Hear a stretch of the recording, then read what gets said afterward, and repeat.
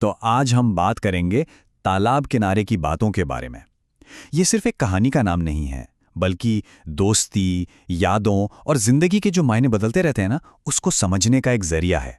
चलिए, इस शाम की कहानी में जो गहरे सबक छुपे हैं, उन्हें समझते हैं। तो कल्पना कीजिए, शाम का वक्त है। ये वो पल होता है जब दिन ढल रहा होता है और माहौल में एक ऐसा ठहराव आ जाता है जो अक्सर हमें गहरी सोच में डाल देता है। नज़ारा कुछ ऐसा था। आसमान में रंग बिखरे हुए थे और सूरज अपनी दिन भर की यात्रा पूरी करके धीरे धीरे जा रहा था।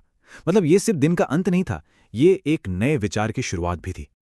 और उस डूबते सूरज के साथ वो एक ठंडी हवा का झोंका जो तालाब के पानी को छूकर आता है ना, और भी सुकून देता है। अक्सर ऐसे ही माहौल में तो दिल की गहरी बातें शुरू होती हैं।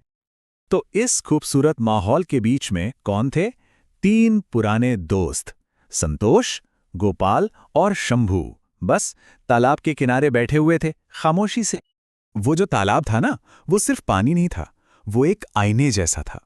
हाँ, उसमें आसमान के रंग तो दिख ही रहे थे, पर जब दोस्तों ने ध्यान से देखा तो उन्हें उसमें अपनी जिंदगी की परछाइयां भी नजर आने लगी। और बस यहीं से उनकी बातचीत एक गहरे मोड़ पर आ जाती है, जो हमें ले जाती है इस कहानी के अगले हिस्से में, बदलाव और यादें। उस शांत माहौल में अचानक गोपाल की चिंता भरी आवाज गूंजती है। उसे भविष्य का डर सता रहा है। उसे लग रहा है कि जिंदगी इतनी बदल गई है कि शायद ऐसे पल उन्हें दोबारा कभी मिले ही ना। तो यहां 2 बिल्कुल अलग अलग नजरिए हमारे सामने आते हैं। एक तरफ है गोपाल का डर, जो कहता है जिंदगी अब पहले जैसी नहीं रही, और दूसरी तरफ है शंभू का भरोसा, जो मानता है यादें कभी नहीं बदलती। शंभू गोपाल के डर का जवाब बड़े ही भरोसे के साथ देता है। वो कहता है, अरे यार, माना हम सब बदल रहे हैं, जिंदगी बदल रही है, पर कुछ चीजें वो कभी नहीं बदलती। ये तालाब, ये जगह, ये हमेशा हमारी रहेगी। इस सारी बातचीत के बीच ना, एक दोस्त बिल्कुल चुप था। चलिए अब उसके नजरिए को समझते हैं, जो हमें कहानी के अगले पड़ाव पर ले जाता है। सबकी मंजिल एक। शंभू की बात के बाद एकदम खामोशी छा गई। अब कोई कुछ नहीं बोल रहा था, बस तालाब के पानी की हल्की लहरों की आवाज आ रही थी, छप छप। और उसी खामोशी में संतोष ने आसमान की तरफ देखा और मन ही मन कुछ सोचने लगा। और पता है, उसकी सोच बाकी दोनों से थोड़ी अलग थी। संतोष का नजरिया इन दोनों से हटकर था। वो जिंदगी को एक रेस की तरह देख रहा था। वो सोच रहा था कि भले ही कोई दोस्त आगे निकल गया हो, कोई साथ हो, पर असल में तो सबकी मंजिल एक ही है, खुद को साबित करना। और जैसे ही ये गहरे विचार उनके मन में चल रहे थे, तभी कुछ ऐसा हुआ जिसने पूरे माहौल को ही बदल दिया। चलिए अब कहानी के आखिरी हिस्से पर चलते हैं, यारी का वो गाना।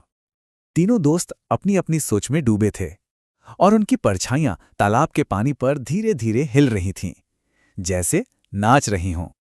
और तभी अचानक कहीं पीछे से उनका वही पुराना पसंदीदा गाना बजने लगा। एक ऐसा गाना जो सिर्फ गाना नहीं था, उनकी दोस्ती का एक हिस्सा था।